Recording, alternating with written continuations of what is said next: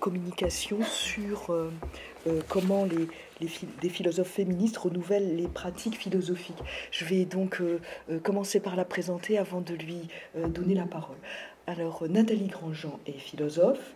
Elle est chargée de cours invitée à l'UC Louvain, où elle enseigne la philosophie, les études féministes et les études de genre.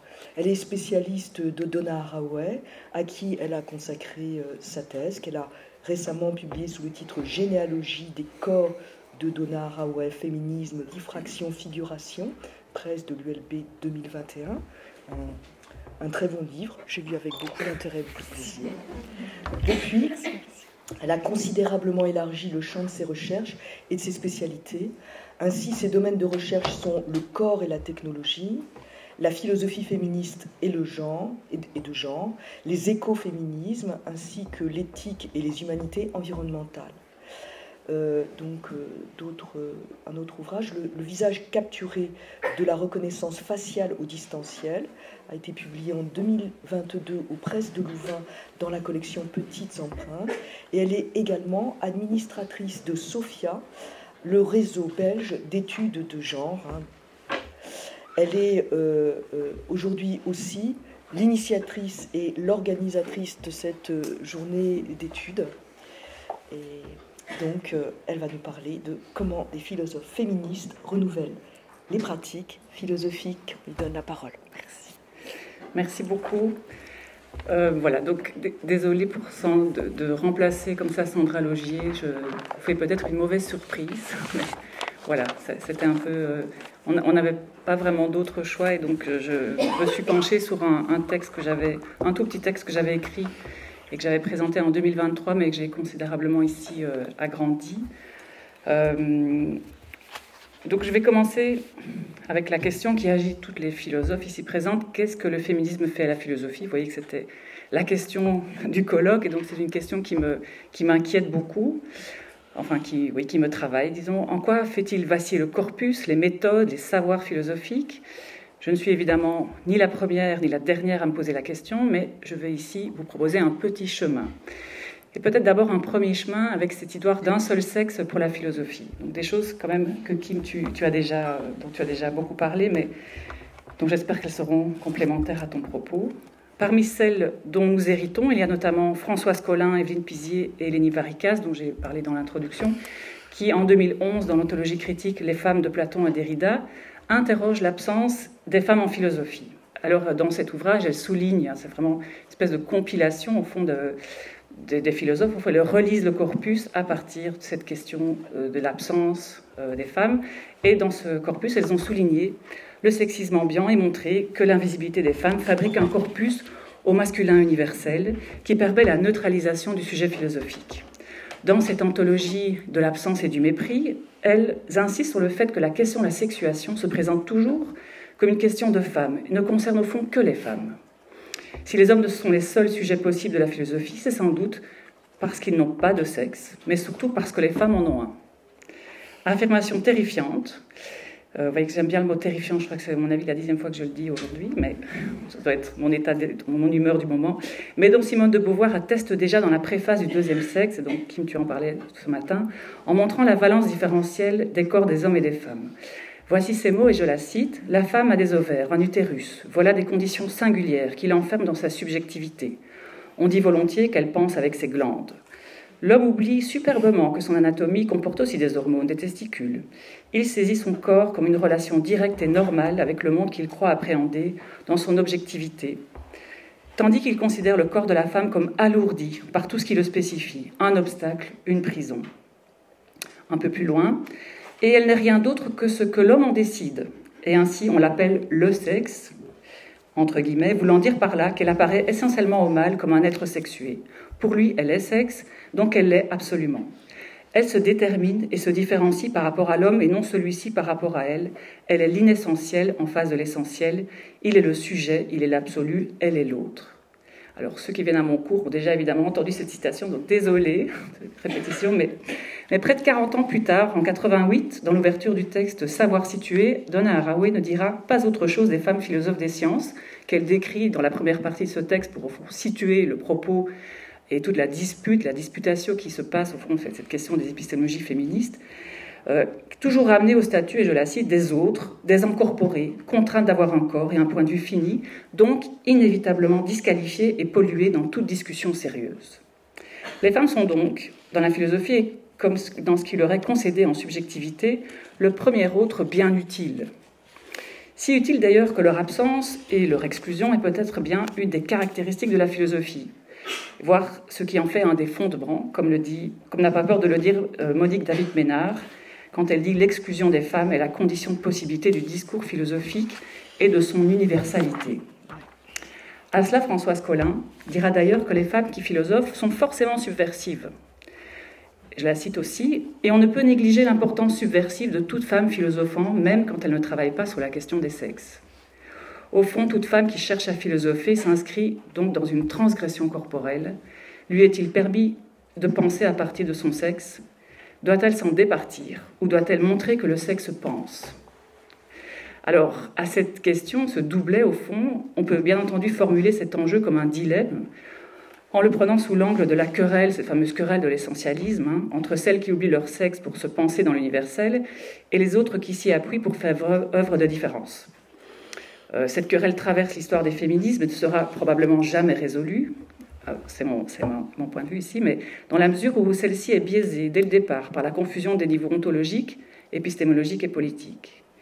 Car, dit Haraway, donc vous voyez que je mélange un peu, je mets tout le monde à la table, moi, j'amène tous les autrices et puis je les fais discuter. C'est un peu, méthode sans doute un peu particulière, je ne sais pas, mais en tout cas, j'amène tout le monde et puis je fais discuter tout le monde ici. Car Haraway nous dit, toujours dans Savoir situé en 88, l'identité ne peut pas constituer un fondement épistémologique utile. Elle dit, on n'est pas une cellule ou une molécule, ou une femme, un colonisé, un manœuvre, et ainsi de suite, parce qu'on pense voir, et voir depuis ses positions d'analyse critique. Autrement dit, parler à partir de son sexe ou de son genre n'a rien d'indonné, n'a rien d'innocent. Alors, continuons un petit peu. En effet, si on suit Foucault, dans la volonté de savoir, rien ne sera résolu, ou en tout cas jamais assez suffisamment résolu. Selon lui, la vérité du sexe est une des instances majeures de subjectivation à laquelle nous avons difficilement accès, car le sexe, c'est, je le cite encore, je cite aussi, pardon, c'est le sens général et inquiétant qui traverse malgré nous, nos conduites et nos existences, le point de fragilité par où nous viennent les menaces du mal, fragments de nuit que chacun porte en soi. J'aime bien l'idée du fragment de nuit, il y a quelque chose comme ça qui fait écho. Et ma question alors, c'est est-ce que la philosophie est en mesure de regarder son fragment de nuit, de se laisser inquiéter par un sexe qu'elle ne voudrait pas voir? Alors, certains philosophes l'ont fait pourtant, des hommes d'ailleurs, en se saisissant du sexe, des femmes donc, puisque ce sont les seuls qui en ont, les hommes n'en ont pas, du féminin pour inquiéter ou pour régénérer la philosophie et la métaphysique de manière générale. On pense ici à diverses propositions telles que Devenir femme de Deleuze et Guattari, le féminin de Lévinas, le phallogocentrisme de Derrida, etc. etc. Je ne vais pas aller plus loin ici, mais je fais un peu du name dropping, mais au fond, voilà, ils se sont saisis de ce féminin pour régénérer la métaphysique. Et Sarah Kaufmann, dans une réponse, au fond, à cette saisie du féminin, dans un texte qui s'appelle « La question des femmes, une impasse pour les philosophes », répondra de manière cinglante à ces propositions en soulignant à quel point cette généralisation du féminin sert en fait exclusivement les hommes. Et dit-elle, on n'a pas vu que des femmes soient davantage devenues des philosophes à cause de ce devenir femme de la philosophie. Bon, voilà, vous voyez un peu réponse du berger à la bergère ici, mais au fond, il s'agit d'une reprise du féminin dans l'escarcelle de l'autre. Et comme le dit, et je me dis au fond à quoi cela nous sert-il, et je repense à cette citation de Visconti dans Le Guépard, ce fameux film très intéressant qui me dit « il faut que tout change pour que rien ne change ». Au fond, c'est un peu ce que nous dit Sarah Kaufmann et les autres philosophes qui répondent à un moment qui s'insurgent contre cette reprise du féminin. Donc, doit-on se laisser convaincre, oui ou non, par cette idée qu'il faudrait des femmes ou bien du féminin en philosophie? Que la philosophie doit penser son propre corps, en particulier son sexe. Et alors, ici, je fais intervenir, j'invite Malabou, Catherine Malabou, dans son texte, dans son ouvrage « Changer de différence, le féminin et la question philosophique » de 2009, elle y est plutôt sceptique, comme vous allez le constater, même plus que sceptique, c'est plutôt aussi, elle est cinglante elle aussi. La philosophie est le tombeau de la femme. Elle ne lui accorde aucune place, aucun lieu, ne lui donne rien à conquérir. La tradition philosophique européenne est, on le sait, une tradition qui exclut la femme, l'amoindrit, et se fait ainsi complice de la pire des violences machistes. Les femmes philosophes ne convainquent pas, continuent à être, symboliquement au moins, exploitées comme des non-sujets. Rien dans la généalogie métaphysique ne leur est ouvert en propre. La possibilité de la philosophie est en grande partie liée à l'impossibilité de la femme. Vous voyez qu'on rejoint ici ce que nous dit Monique David Ménard sur, au fond, l'exclusion des femmes comme condition de possibilité de la philosophie. Mais plus encore, au fond, que ce caractère machiste, Malabou signale que la violence faite aux femmes philosophes est identique à celle généralement adressée aux femmes et aux minorités de genre. Une violence hétéropatriarcale, exercée également par le corpus et par les méthodes. Que faire alors de cette question que pose Malabou dans son ouvrage ? Qu'est-ce que pour une femme, une vie de philosophe ? Alors ici, permettez-moi de faire une petite irruption dans mon propre discours, c'est-à-dire d'amener un jeu qui est un jeu très personnel. Je vais répondre en mon nom propre. Qu'est-ce que pour une femme, une vie de philosophe ? Et je vous dirais que ça dépend, c'est ma réponse. De quel moment, de quel lieu, de quel corps, au fond. Et que malgré cet attachement profond à ce corps qui m'a été donné, c'est le mien, c'est comme ça, et qui a été nommé comme étant celui d'une femme, j'espère aussi ne pas être qu'une femme, et m'incarner dans d'autres corps, d'autres chairs, et pouvoir contester d'autres catégories. En cela, la lecture de Françoise Colin m'a traversée comme un éclair. Quand elle dit « Je suis une femme, mais je n'ai pas une femme »,« Je suis une femme, c'est évident, je suis entre autres aussi et surtout une femme, mais le sujet, ne se définit pas par cette seule féminité, ne s'y réduit pas ». C'est ce qu'elle nous dit dans ce beau texte, La même et les différences. Elle annonce également la possibilité de la déprise. Donc contre la reprise, la déprise. Déprise de soi, déprise de son corps, abandon dans un espace de repli, une case toujours à remplir qui permet aux femmes de ne pas simplement être des femmes. Et donc, je continue ici à répondre à la question posée par Malabou, je continue mon petit chemin. Il me semble qu'on doit laisser toute reprise du féminin et la troquer contre la déprise, car elle est exactement, dit Françoise Colin, la condition de possibilité du féminisme. Et je la cite, « Cette déprise, cette réserve, cet espace de repli nécessaire, la case vide en quelque sorte dans laquelle aucune communication ne peut être vécue ni pensée, nouvelle interprétation au deuxième degré d'une chambre à soi, la différence s'installe au cœur même de l'être femme. » Donc la déprise, comme possibilité du féminisme, permet de penser que l'on peut alléger les catégories totales et aporétiques, comme celles de femmes, et tâcher de leur faire raconter des histoires moins tragiques, mais tout aussi sérieuses, bien sûr, comme la question que j'ai appelée la question de la provenance. Donc c'est peut-être le deuxième moment ici, la question de la provenance de la pensée. Et cette question de la provenance de la pensée, elle est posée dans ce cahier du Griffe numéro 46, Femmes, philosophie, qui date de 1992, et qui est aussi édité par Françoise Colin. Donc j'ai beaucoup lu les cahiers du Griffe, avec plein d'autres personnes. On a fait un petit groupe de lecture avec Nadine. C'est Nadine qui m'a fait découvrir Françoise Colin. Je lui dis encore merci, parce qu'au fond, elle m'accompagne beaucoup. Et Nadine et Françoise Colin. Et dans ce même numéro, Colin annonce dans l'avant-propos, et c'est « D'où pense-t-on quand on pense ?» Au fond, c'est peut-être ça aussi. À partir de quel corps ? Elle va aller beaucoup plus loin. « D'où pense-t-on quand on pense ?» résonne comme une question, qui pourrait être le leitmotiv de ce recueil. Provenance au pluriel de la pensée philosophique, se situant toujours à quelque chose dehors d'elle-même. Dit ou tu, exhibé ou refoulé, et ici affronté par chacune dans sa propre démarche, ou celle des philosophes analysés. Donc c'est l'introduction, donc après, elle présente au fond après toute la revue. Car toute pensée se prélève sur un site, nommé ou innommable, pour y faire un événement, site grec, juif, oriental, moderne, mais aussi aujourd'hui féminin, masculin, 3 petits points. Voilà comment elle ouvre ce recueil.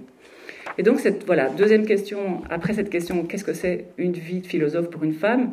La deuxième question ici, c'est d'où on pense quand on pense. Et c'est sans doute la question, je ne sais pas si ça répondra à la première, mais en tout cas, c'est sans doute comme ça que je veux nourrir cette première question. Et je voudrais commencer avec Virginia Woolf, que j'imagine vous connaissez tous et toutes ici, Virginia Woolf, un peu notre marraine féministe, qui nous dit en 1938, dans 3 Guinées, ce texte absolument incroyable qui, à l'aube de la guerre, au fond, est écrit à l'aube de la guerre, et dans lequel elle est supposée répondre à cette question « Que peuvent faire les femmes pour la guerre ?» Bon, pas grand-chose, bien sûr, mais je vais d'abord vous sortir la phrase, au fond, qui m'a inquiétée. Donc, d'où pense-t-on quand on pense ? Et Virginia Woolf, elle nous dit « Car dire à l'étrangère, en tant que femme, je n'ai pas de pays, En tant que femme, je ne désire aucun pays. Mon pays à moi, femme, c'est le monde entier. Donc, dans ce texte écrit et publié à l'aube de la guerre, Trois Guinées, en 1938, dans un monde en crise. Et dans ce livre, une femme répond à la lettre d'un homme qui lui demande « Que peuvent les femmes pour empêcher la guerre ?» Et Woolf leur répond « Rien. » C'est trop tard. Le peu de femmes cultivées et diplômées pensent comme les hommes, c'est-à-dire dans une logique de domination, de compétition et d'appropriation. Alors dans cet opus, elle va assumer une place d'outsider, elle va proposer pour les femmes une place d'outsider et une impossibilité du patriotisme. Ne pas avoir de pays, ne pas vouloir de pays, c'est ne pas céder à un certain patriotisme qui valorise la masculinité de la guerre. C'est donc refuser d'appartenir à un pays qui la traite et la considère comme une sans-droit, une mineure, une esclave.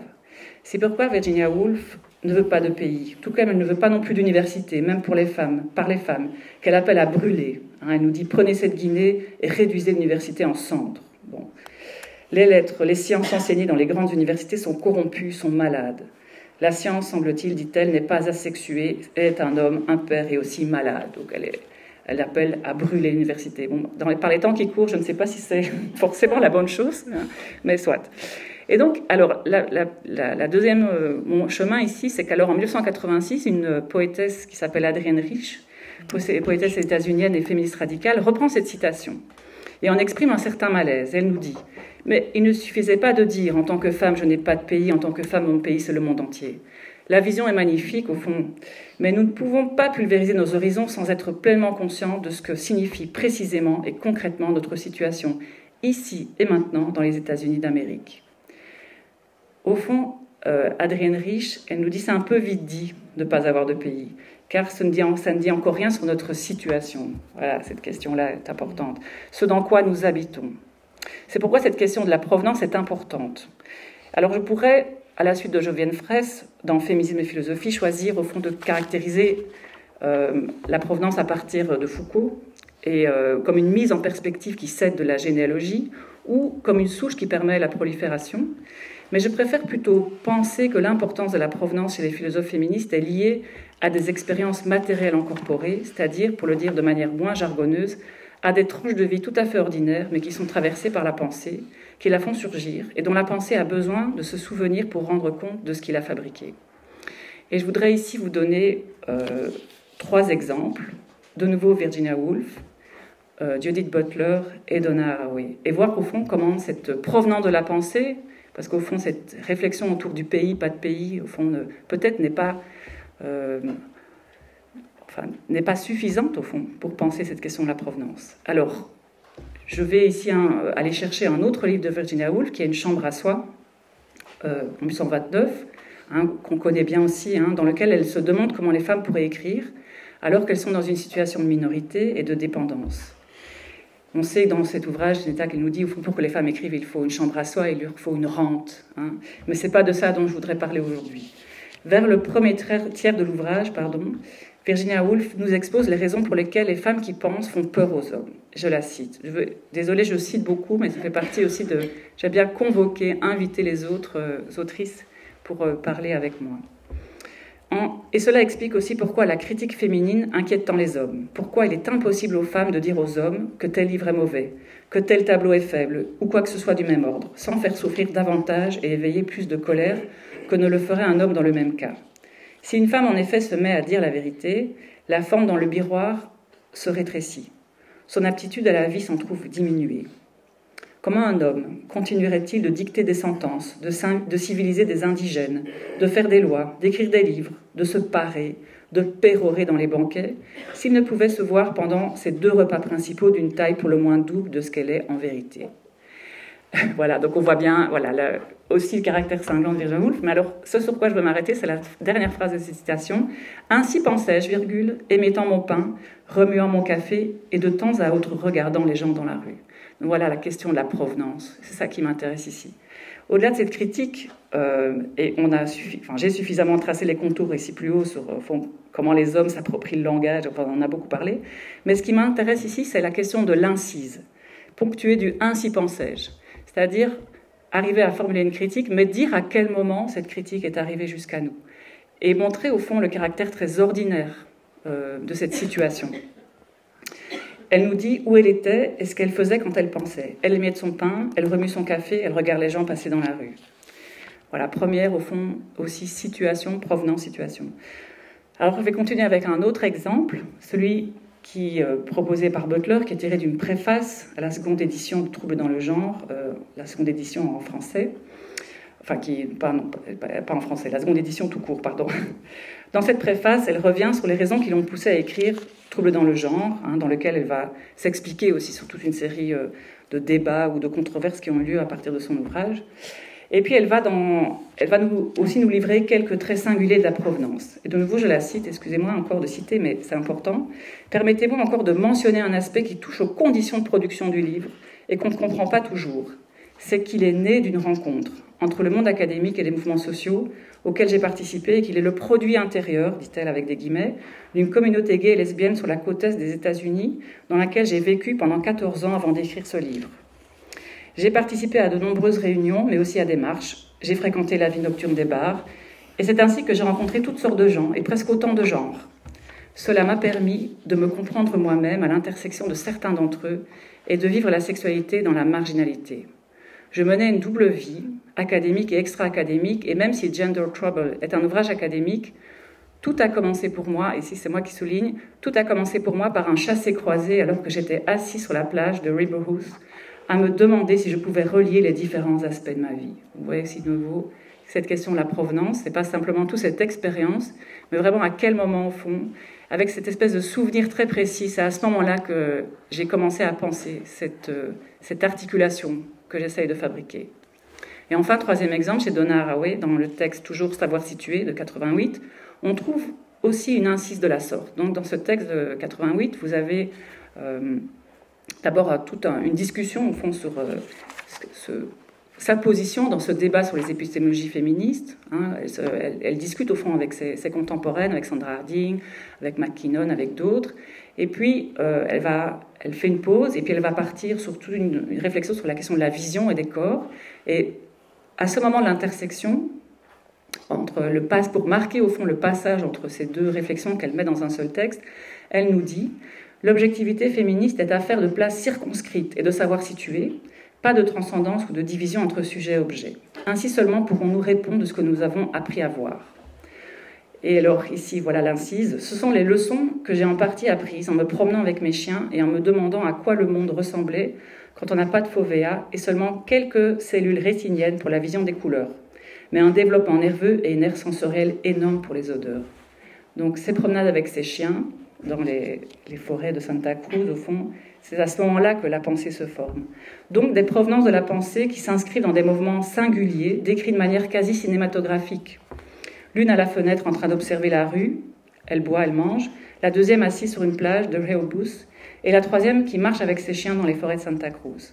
Ces trois moments sont des scènes où la pensée surgit, et j'ai été intéressée par le fait que ces trois philosophes ont eu besoin de les dire et de les écrire. Rien n'est innocent dans le texte des philosophes, au fond. On passe tellement de temps à écrire un texte qu'au fond, si on laisse quelque chose, c'est qu'il y a une bonne raison. Et donc, je me suis dit, tout ça n'est pas simplement, voilà, ce n'est pas par hasard, ce n'est pas une coquille. Elles ont eu besoin de les écrire, de les dire, et de les décrire de manière très très précise, d'en faire des incises dans les textes critiques et théoriques. Et donc, je continue avec cette question. D'où pense-t-on quand on pense ? Je reviens encore et encore à cette question, mais je voudrais à présent tirer un autre fil, en nouant ceux qui sont déjà été noués précédemment, celui de l'exclusion des femmes en philosophie à cause de leur sexe, et celui de la nécessité de garder trace dans le texte de ce qui a fait surgir la pensée. Un point commun que j'y trouve, c'est cette question de la matérialité corporelle. Au fond, c'est évidemment le fait d'avoir un corps, on ne choisit pas le corps qu'on a, mais on a ce corps, on est ce corps, cette matérialité. Soit dans l'exclusion parce que nous avons un corps, alors que les hommes de science n'en ont pas. Et rappelez-vous encore, voilà, les épistémologues féministes qui se décrivent comme contraintes d'avoir un corps et un point de vue fini, soit dans l'incise volontaire qui appelle à ne pas oublier où et comment est mon corps quand je pense. Et donc je voudrais terminer, ce ne sera pas si long comme présentation, mais je voudrais donc tirer un dernier fil afin de l'accrocher aux deux premiers. Il me semble que ces deux fils, le premier critique, l'autre un peu comme un pense-bête au fond. Vous voyez cette idée un peu même quasi du post-it. Ça nous permet de nous souvenir de quelque chose. En tout cas, moi, c'est comme ça que je fonctionne, parce que j'oublie beaucoup. Donc, je mets quelque chose qui me permet de penser, si vous voulez. J'ai l'impression que cette question de l'incise, au fond, permet de ne pas oublier. Un pense-bête, qui fait partie des processus qui permettent de donner un nouveau corps à la philosophie. Alors, en disant corps de la philosophie, je ne veux pas simplement ici jouer sur les mots, corpus, etc., ou en faire quelque chose comme une nouvelle métaphore. Je veux dire que cela permet de faire émerger de nouvelles manières de faire de la philosophie, et c'est bien de cela qu'est faite la philosophie, me semble-t-il. De manière de faire, voire parfois de maniérisme, c'est-à-dire que quand on travaille tout le temps la même manière, ça devient un peu comme une obsession, ça devient du maniérisme. C'est une question technique, c'est une question d'outils. Alors en cela, c'est vrai que mon passé d'éthicienne du numérique revient, philosophe des techniques, sans doute me structure ici, mais voilà, c'est comme ça que je vois les choses. On pourrait se dire qu'on fabrique quelque chose de nouveau, et c'est en cela que je retiens l'idée d'un nouveau corps pour la philosophie. Et pour vous donner à imaginer ce nouveau corps, je m'appuierai à nouveau sur Françoise Collin, puis sur Haraway, pour terminer sur un contrepoint. Entre ces deux-là, qui ne se sont jamais rencontrés, fort probablement, Françoise Collin et Donna Haraway, l'une qui est belge et qui a beaucoup habité en France, qui est morte en 2012, et Haraway qui vit en Californie pour le moment, qui est toujours bien vivante. Entre guillemets, il n'y a rien de commun, mais pourtant, cette question il y a quelque chose pour moi de très commun, c'est l'insistance de la pensée. Entre ces deux-là, l'insistance de la pensée est centrale, tant pour se démarquer de la théorie, ce que fera Collin, que pour en faire une technologie pensante, ce que fera Haraway avec cette formule qu'elle appelle « thinking technology ». On va commencer avec Françoise Collin. Françoise Collin, dans un entretien qu'elle donne en 2001 à Florence Rochefort et Daniel Haas-Dubosc, insiste sur la différence entre théorie et pensée. La pensée, à la différence de la théorie qui fixe et fige des faits et des vérités, explore, chemine, prend des chemins de traverse. Elle est en route, en mouvement, à l'instar des mouvements féministes. Françoise Collin aimait beaucoup définir le féminisme comme un mouvement. Je la cite à nouveau. La théorie constitue un cadre fixe auquel se tenir pour évaluer les questions nouvelles. Elle n'est pas liée au moment de l'interrogation, mais de l'affirmation. Elle détermine les contours d'une position, voire même isole des causes. Elle séduit par sa clarté rassurante. Voilà la vérité. Mais elle risque toujours de tourner à l'idéologie. Au contraire, la pensée interroge, suit son chemin et ses chemins de traverse qui ne mènent nulle part, pour reprendre l'expression d'Heidegger, mais qui ouvrent des clairières. La pensée retient la question dans son affirmation même. Elle prétend éclairer, mais non déterminer la décision. Elle nourrit et fracture tout à la fois la théorie. Un peu plus loin dans le texte, elle nous dit « Le langage est toujours menacé par l'encodage idéologique », parce que c'est quelque chose dont on a bien parlé aujourd'hui d'ailleurs, auquel risque de succomber la théorie. Elle doit être constamment rouverte, et la conquête des certitudes ravivée par l'incertain. Le mouvement et le mouvement des femmes, si bien nommé, est un aller vers. La théorie commande, la pensée explore. Voilà, si vous voulez, première insistance de la pensée. Deuxième insistance, celle d'Haraway. En 2006, elle accorde un entretien à Nicholas Gay dans la revue Theory, Culture and Society, qui donnera lieu à un papier « When we have never been human, what is to be done ?» alors que nous n'avons jamais été humains, qu'est-ce qu'il reste à faire? Elle s'explique sur comment elle s'y prend pour travailler. Elle utilise des technologies pensées, des thinking technologies. Et elle va nous reparler de ces histoires de promenade et des chiens. Je pense que m'entraîner avec ma chienne est une technologie de pensée pour nous deux, parce que cela nous amène à apprendre comment être attentifs l'une à l'autre, et à faire quelque chose qu'aucune de nous n'aurait pu faire avant et ne peut faire seule, et à le faire d'une manière réglementée, en jouant à un jeu spécifique qui a des règles arbitraires, qui vous permettent de jouer, d'inventer quelque chose de nouveau, quelque chose au-delà de la communication fonctionnelle, quelque chose d'ouvert. Penser donc, qu'est-ce que c'est? Donc d'où pense-t-on quand on pense? C'est quoi cette pensée? Penser, c'est donc expérimenter quelque chose d'ouvert, et cela se donne, se pratique à travers une potentialité d'expérience singulière et corporelle, mais surtout corporelle, comme les cours d'agility que Haraway fait avec sa chaîne. Mais Haraway nous dit les technologies de pensée ne s'arrêtent pas ici. On peut appeler technologie de pensée tout projet de connaissance qui aura pour effet de transformer celles et ceux qui y participent, de manière à être touchés et de ne plus voir le monde de la même manière. Je la cite encore, les technologies de pensée réorganisent le monde à des fins, mais vont au-delà de la fonction et de l'objectif pour atteindre quelque chose d'ouvert, quelque chose qui n'est pas encore là. Donc vous voyez, voilà, les similitudes entre Collin et Haraway sont assez étonnantes au fond. Et dans ce texte, dans cette interview, de manière tout à fait inattendue, Nicolas Gein va alors faire revenir Platon, notre vieux papa de la philosophie, dans cette conversation.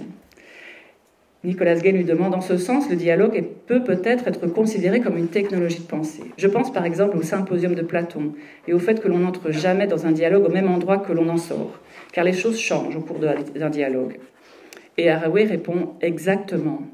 Le travail dialogique, c'est exactement cela. Il ne s'agit pas de synthèse dialectique, sauf de manière provisoire et partielle.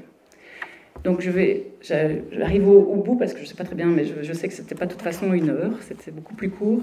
C'est amusant que ce chemin de pensée me mène à Platon, au vieux papa, au vieux papy, et à cette ancienne forme du corps de la philosophie, et à cette possibilité de relier la métamorphose d'un ancien corps pour peut-être le régénérer.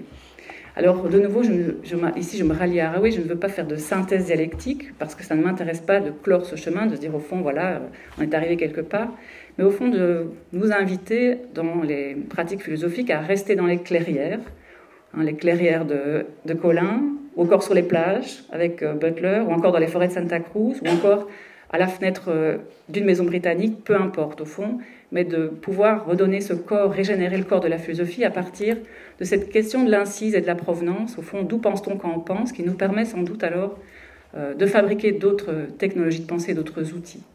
Voilà, je m'arrêterai ici. Désolée, je n'ai pas fait aussi long que ce qu'aurait fait Sange Ralogi, mais c'était quand même un peu improvisé, donc voilà.